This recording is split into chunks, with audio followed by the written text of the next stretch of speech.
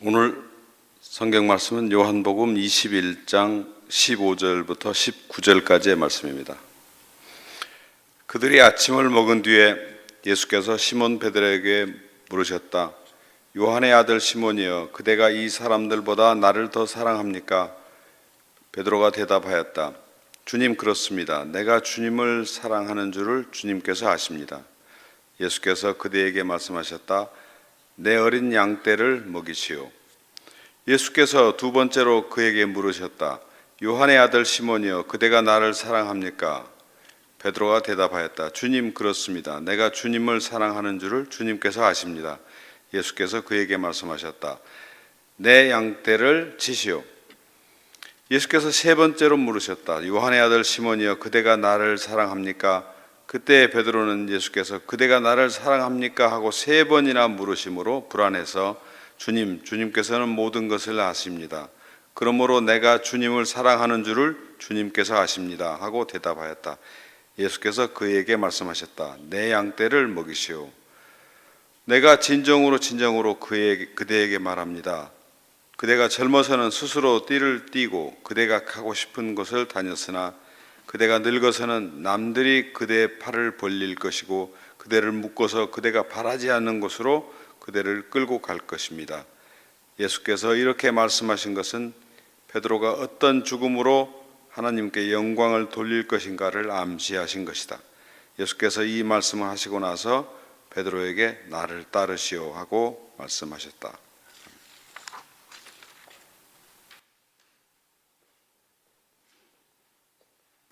흔히 기독교는 사랑의 종교라고 말들 합니다. 그만큼 사랑을 강조한다는 얘기죠. 성서에는 정말 사랑이란 말이 매우 많이 나옵니다.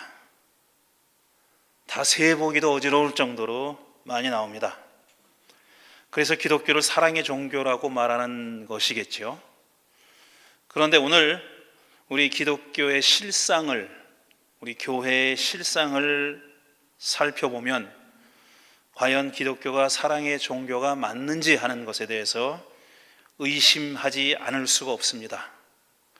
정말 그런가 싶습니다. 같은 기독교인의 눈으로도 그런데 기독교인이 아닌 사람의 눈에는 오죽하겠습니까?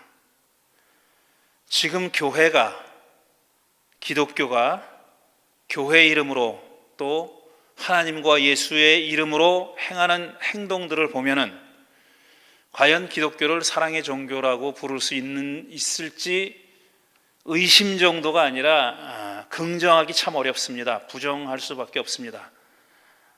하나님의 이름으로, 예수의 이름으로 온갖 폭력이 난무하고 미워하고 축출하고 그런 일들이 얼마나 많이 벌어집니까? 더 구체적인 예를 들지 않아도 여러분들이 다 공감하실 것이라고 생각합니다. 이런 현실을 보면 과연 이 종교라는 것이, 신앙이라는 것이 얼마나 힘을 가지고 있나 하는 생각을 해봅니다. 어떤 사람이 신앙을 갖고 있다고 해서 그 신앙이 그 사람을 얼마나 움직이는지, 그 사람의 삶에 얼마나 깊이 영향을 미치는지 하는 걸 생각해 보면은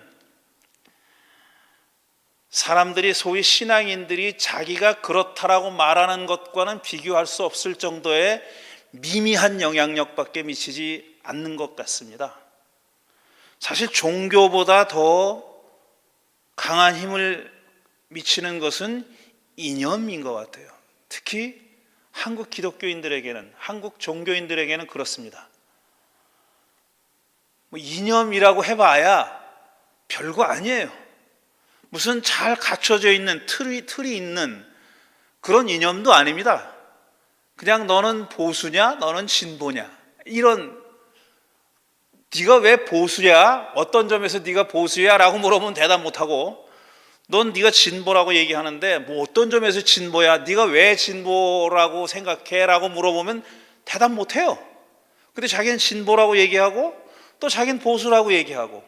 그런데 사실 이런 이런 말을 써서 죄송합니다. 가짜는 이념이 신앙을 억누르고 있어요. 신앙보다 훨씬 더 큰 힘을 발휘합니다.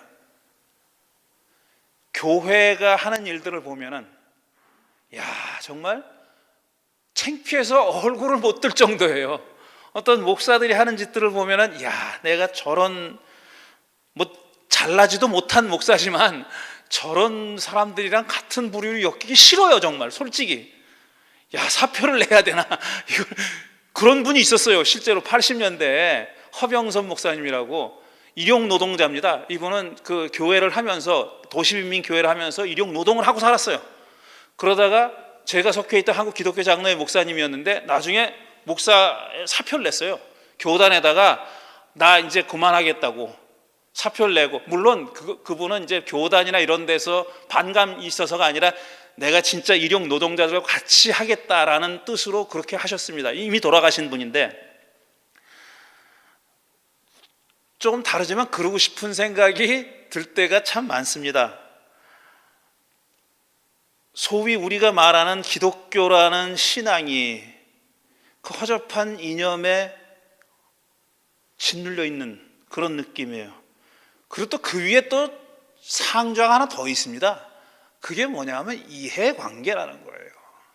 이해관계라는 거예요. 이해관계가 개입돼 있으면은 종교는 아무것도 아닌 건 물론이고 소위 자기가 내세웠던 이념이라는 것도 아무것도 아닌 게 돼버려요. 내게 도움이 되고 내게 이익이 되면은 그냥 덥석 염치고 뭐가 없습니다. 염치는 그건 배부른 사람들이 하는 얘기고 지도 배부른 사람들이 하는 얘기고 그러면서 그냥 이해관계가 얽히면은 다 잊어버리고 맙니다.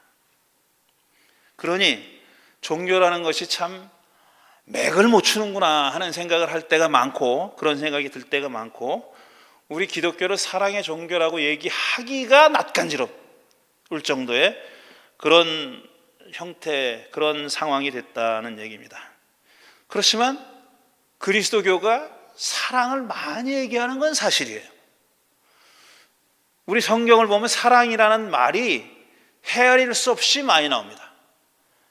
구약 성경은 제껴두고 신약 가운데서도 서신이나 이런 거 다 제껴두고 사복음서, 마태, 마가, 누가, 요한 네 개의 복음서에만 사랑이 몇 번 등장하는지를 봤어요.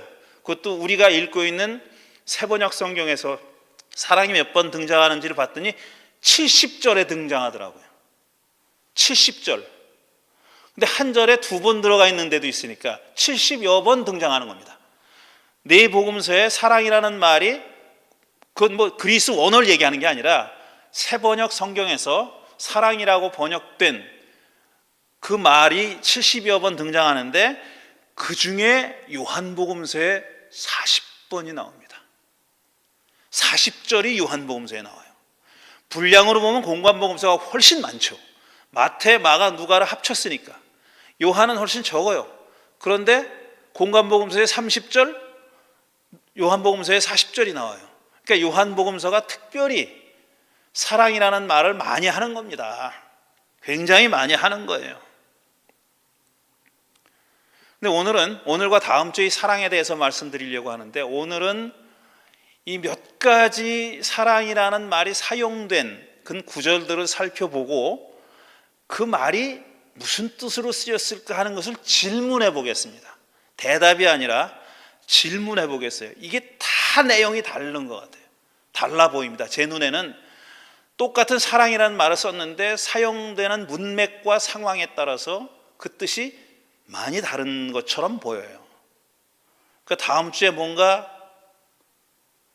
부족하지만 답을 내기 위해서는 일단 질문을 해야 되니까 오늘은 질문해보는 그런 시간으로 생각해 보겠습니다.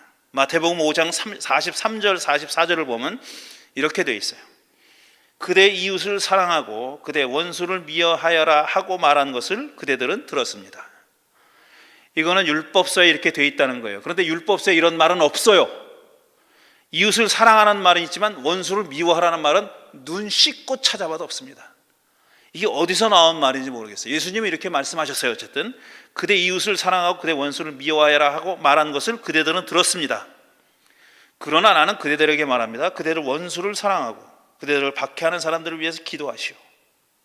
이렇게 말씀하셨어요. 아주 유명한 말씀이죠. 여기서 사랑이라는 게 뭘까? 어떻게 하는 것이 사랑하는 걸까? 일단 두 가지가 대조되고 있습니다. 이웃과 원수가 대조되고 있어요. 이웃은 사랑하고 원수는 미워해라 라고 들었다고 얘기했어요. 그러니까 이웃과 원수가 대조되고 있고, 그 다음에 사랑과 미움이 대조되고 있죠. 이웃을 사랑하고 원수를 미워하라 했으니까 사랑과 미움이 대조되고 있고 이웃과 원수가 대조되고 있죠. 근데 여기서 또 물어야 할 질문은 뭐냐? 이웃, 사랑해야 할 이웃은 누구고 내가 미워해야 할 원수는 누군가? 이건 뭘 기준으로 해서 가를 수 있나? 원수, 여러분 원수하면 생각나는 사람이 있습니까? 구체적인 개인, 무슨 뭐 결의의 원수 뭐 이런 거 말고요. 예수님의 원수 이런 거 말고 내 원수, 곽건영의 원수 생각나는 사람 있어요? 원수. 내가 좀 꺼리는 사람은 있죠. 그래도 만나기를 별로 이렇게 원치 않는 그런 사람은 있을 수 있죠. 그리고 좀 꼴보기 싫은 사람도 있죠. 근데 원수라고 부를 만한 사람 있습니까? 아마 대부분 없을 거예요. 날 쫄딱 망하게 한 놈, 그 원수가 될 수 있어요. 우리 가족에게 중대한 위해를 가한 놈, 그 원수가 될 수 있죠. 근데 원수라는 거는 주로 가까운 사람에게 뭔가 나쁜 짓을 한 사람이지 어떤 공동체나 이런 좀 멀어지는 겁니다. 그렇죠? 그러니까 이웃과 원수를 구체적으로 누구를 이웃이라고 부르고 누구를 원수라고 부를까 하는 것도 쉽게 규정할 수 있는 문제가 아니에요. 근데 예수님은 옛말에는, 그러니까 여러분들이 듣기로는 원수는 이웃을 사랑하고 원수를 미워하라 그랬다 그랬어요. 근데 어떻게 하는 것이 사랑하는 것이고 어떻게 하는 것이 미워하는 것인지도 모르겠는데, 그것도 잘 모르겠는데 예수님은 그 뒤집어 버립니다. 나는 그대들에게 말합니다. 그대를 원수를 사랑하고 그대를 박해하는 사람을 위해서 기도하시오 그랬어요. 이게 아주 묘한 말이에요. 자, 그대를 원수를 사랑하고 라고 나오면은 예수님이 뒤집으려고 그러니까 그럼 이웃을 미워하시오? 말이 안 되잖아요. 그거는 그대를 박해하는 사람을 위해 기도하시오 그랬어요. 미워하라는 말은 안 하십니다, 예수님이.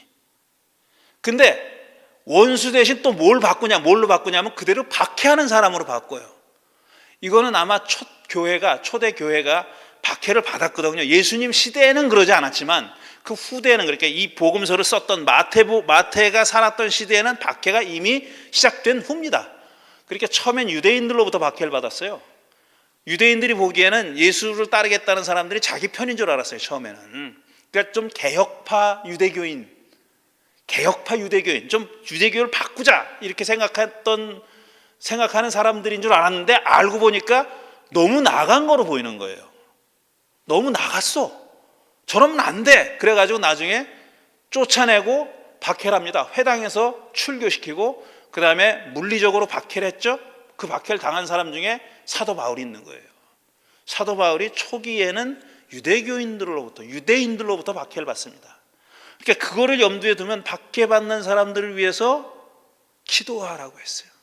박해하는 사람들을 미워하라가 아니고 기도하라 그랬어요.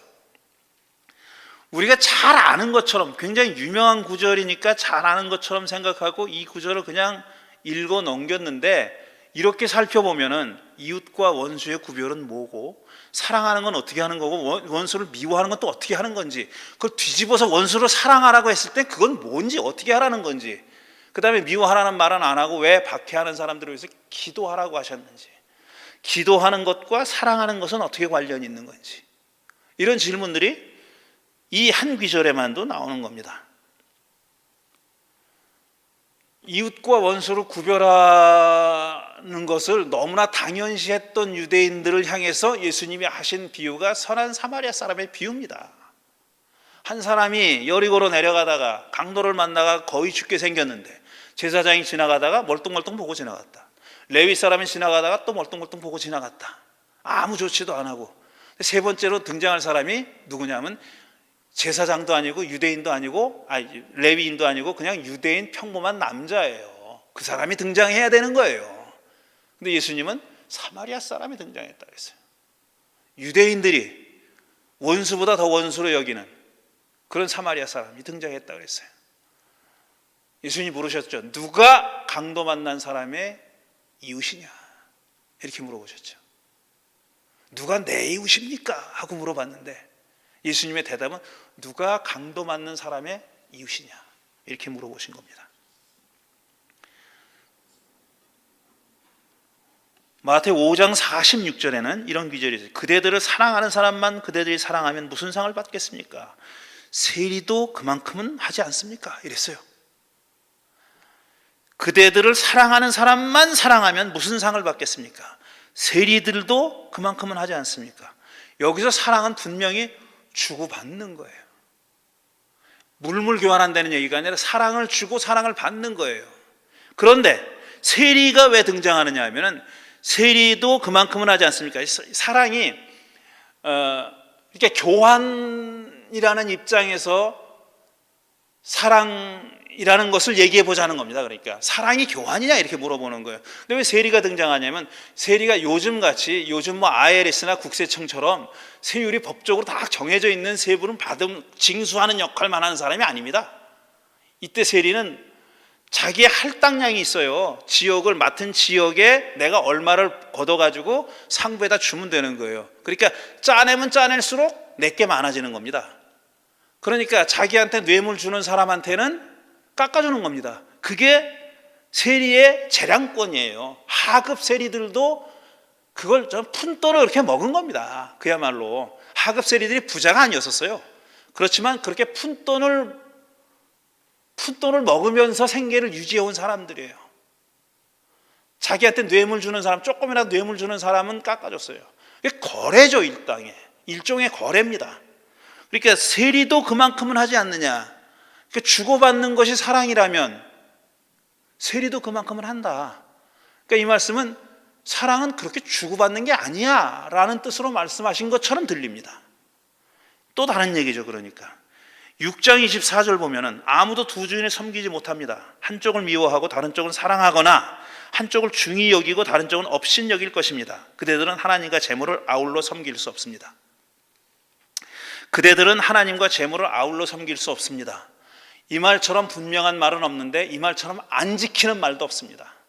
실제로 기독교인들을 포함해가지고 많은 신을 믿는다고 하는 사람들이 실제로는 하나님과 재물을 다 공통으로 섬기고 있고 한 걸음 더 나가는 사람은 재물을 하나님처럼 섬기고 있는 게 사실입니다. 그게 현실이에요. 우리 후기 자본주의 시대를 사는 우리는 그게 우리가 그냥 알게 모르게 스며들어와 있는 이념입니다. 우리에게 스며들어와 있는 이념이에요. 내가 그렇게 안 한다고 해도 여기서 크게 벗어나지 못하는 게 우리의 현실입니다. 왜? 먹고 사니즘 아니에요. 먹고 사니즘. 먹고 살아야지. 일단 먹고 살아야죠. 그러니까 먹고 살다 보면은 돈이 계속 신이 되는 거예요. 처음에는 아니야, 내가 하나님을 섬겨야지, 어떻게 재물을 섬기나 하다가 자꾸 양보하는 거예요. 조금씩 양보해서 어떻게 되냐면 뭐 둘이 때때로 섬기면 되지, 필요할 때 내가 언제 섬긴데 중요하다고 생각한다는 거지. 이 정도로 가다가 나중에는 신은 무슨 신, 그러고 마는 거죠. 여기 섬긴다라는 말이 나오고 미워하고 아무도 두 주인을 섬기지 못합니다 그랬어요. 시작은 섬긴다는 말이에요. serve 한다는 말이에요.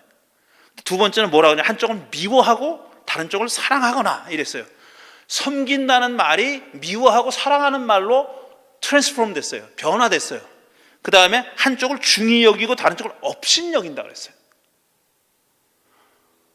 그러니까 섬기는 거, 미워하고 사랑하는 거, 중히 여기고 업신 여기는 거, 이게 계속 순차적으로 나오는 겁니다. 다 약간씩 개념이 다른 말이잖아요. 그러니까 여기서 사랑한다고 얘기했을 때 도대체 어떻게 하는 것인, 한쪽을 미워하고 한쪽을 사랑한다고 했는데 어떻게 하는 것이 사랑하는 것인지 하는 얘기를 뭔가를 얘기하고 있는 겁니다. 이 구절도 섬긴다는 말이 등장하고 그 다음에 업수위 여긴다는 말이 등장해요.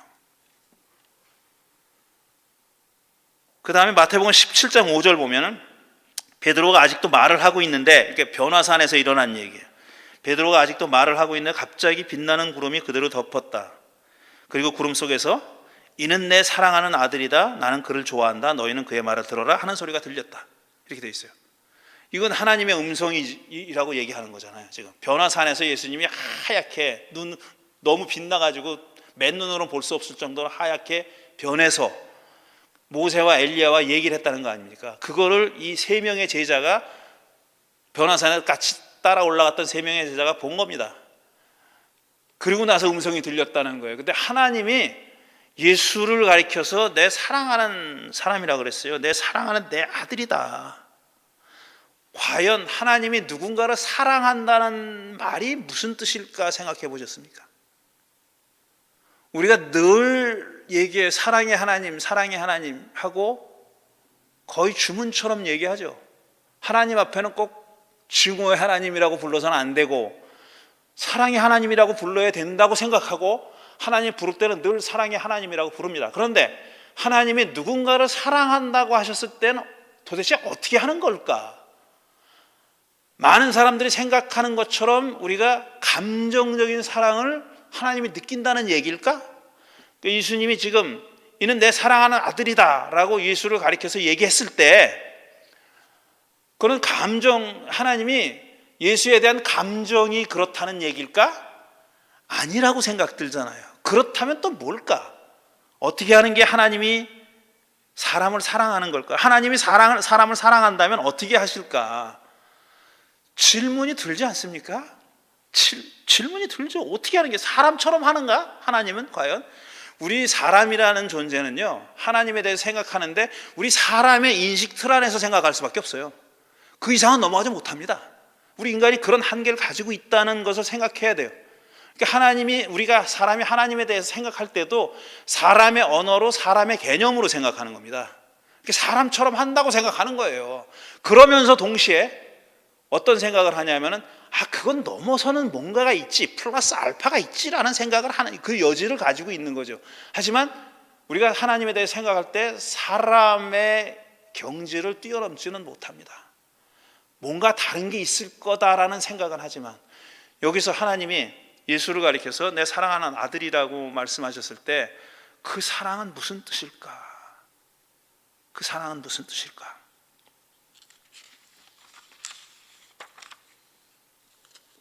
하나만 더 하겠습니다.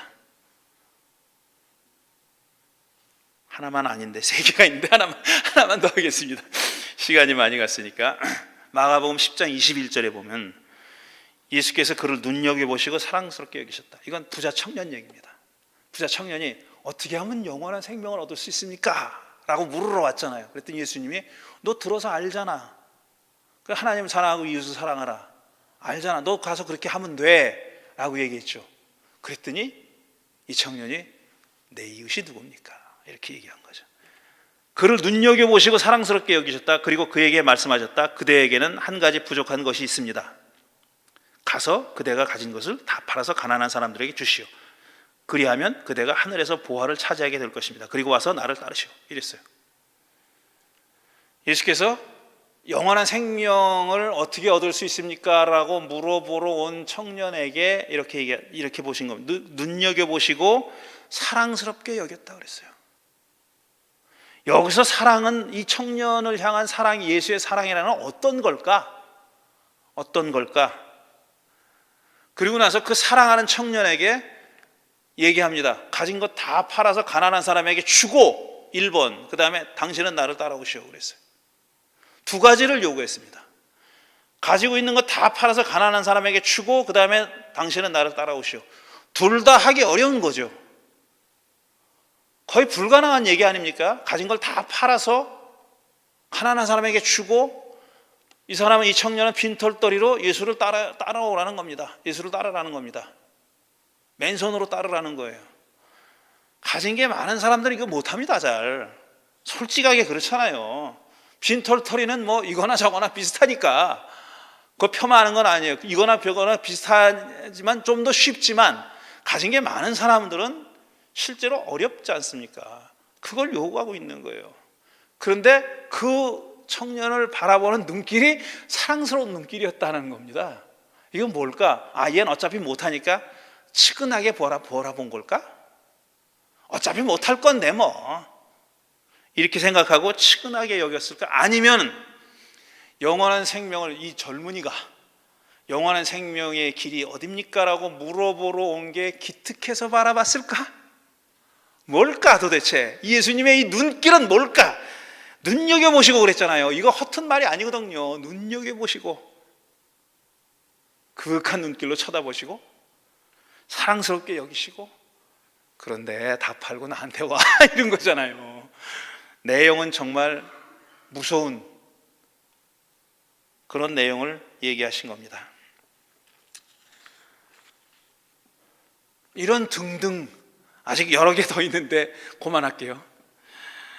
이런 등등의 사랑이라는 말이 이렇게 70절에 나오고 요한복음 하나도 안 읽었는데 요한복음에 40절이나 나와요.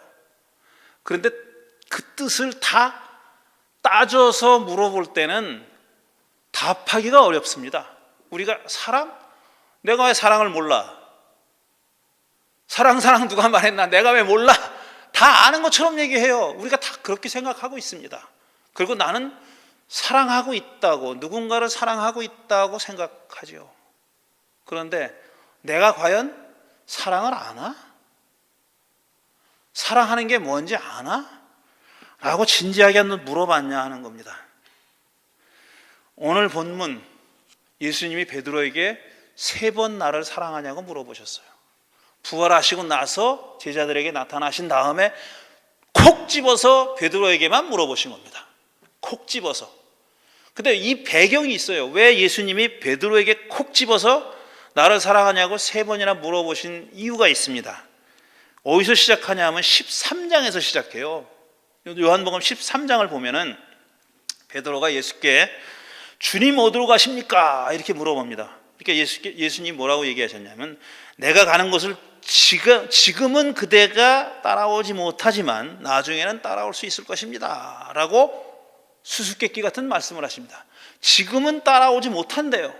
근데 나중에는 따라올 거래요. 결국은 당신도 나의 길을 따를 것입니다. 하지만 지금은 아닙니다. 이렇게 얘기하신 거예요. 그러자 베드로가 약간 승질이 난 것 같아요. 왜 내가 못 따라가?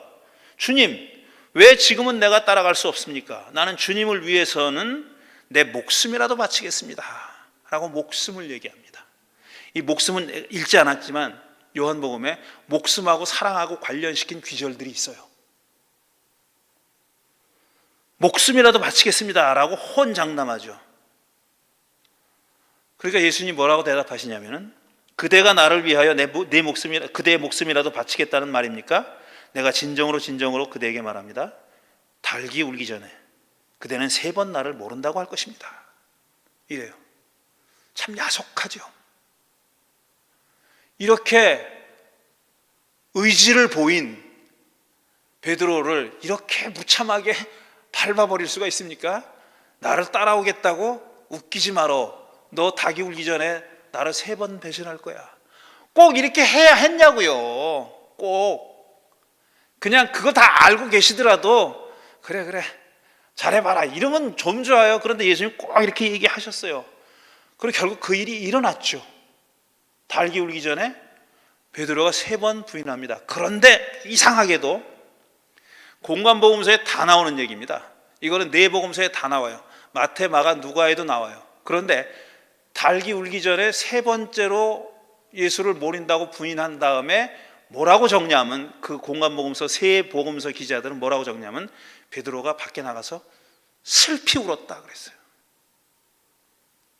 그 말이 떠오른 겁니다. 그대가 나를 3번 배신할 겁니다.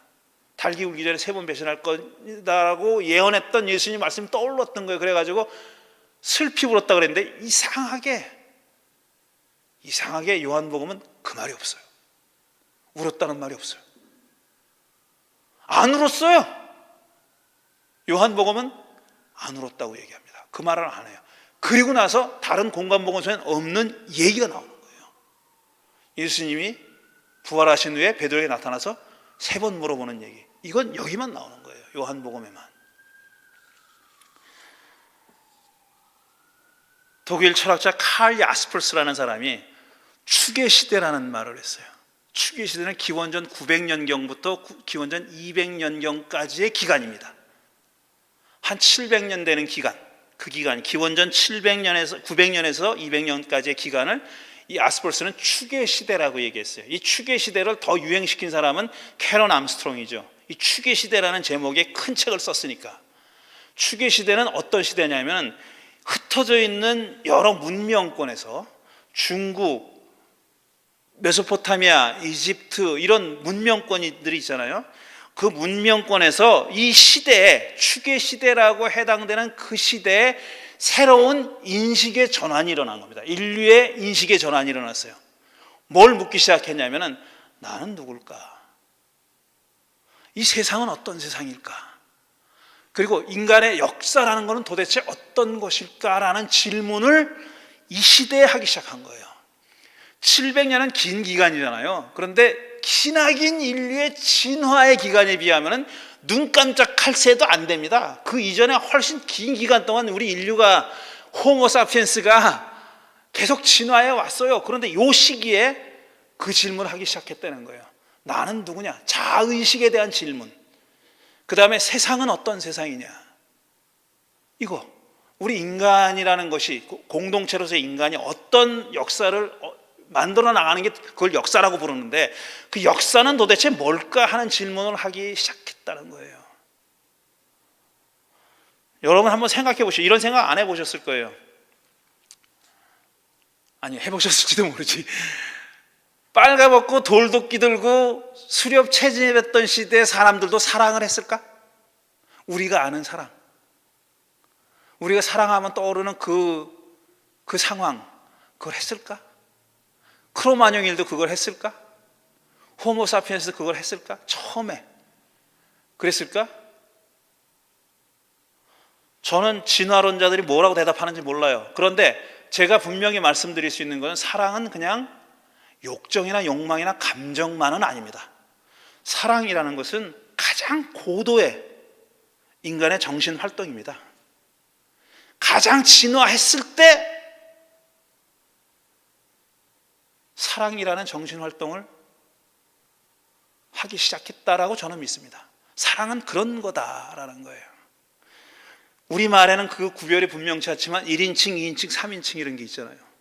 이 서양 말에는 다 있죠. 1인칭, 1인칭. 게다가 미국에 처음 와가지고 이놈의 3인칭 복수에다가 S 붙이는 게 왜 이렇게 힘들어? 동사에다가 S 붙이는 거 다 안 붙이잖아. 자꾸 입에 안 익으니까 우리는. 자, 1인칭은 나입니다. 2인칭은 당신이죠. 3인칭은 그녀, 그것. 이 3인칭이에요. 근데 프랑스 철학자 가브리엘 마르셀이라는 사람은 이런 말을 했어요. 원래는 2인칭이라는 게 없었다는 거예요. 우리 인류의 진화를 얘기하는 거예요. 1인칭과 3인칭밖에 없었다는 거예요. 1인칭과 3인칭. 나와 그녀, 그것 밖에 없었다는 거예요. 사람의 인식 안에 그것밖에 없었다는 거예요. 누군가를 당신, 2인칭으로 당신이라고 부르게 된 것은 어떨 때 그렇게 했냐면은 그 3인칭이었던 그 혹은 그녀의 일단 존재를 인정하고 인식해야 돼요. 그 다음에 그 대상에게 3인칭이었던 대상에게 말을 걸지 않으면 2인칭이 되지 않아요. 소통을 해야 된다는 거예요. 관계를 맺어야 2인칭이 된다는 거예요. 그러니까 본래는 1인칭과 3인칭밖에 없었다는 거예요. 아주 오랫동안 우리 인간들은 오랫동안 그거밖에 없었는데 어느 시점에 3인칭이었던 어떤 사람을 당신으로 인식하게 됐다는 겁니다.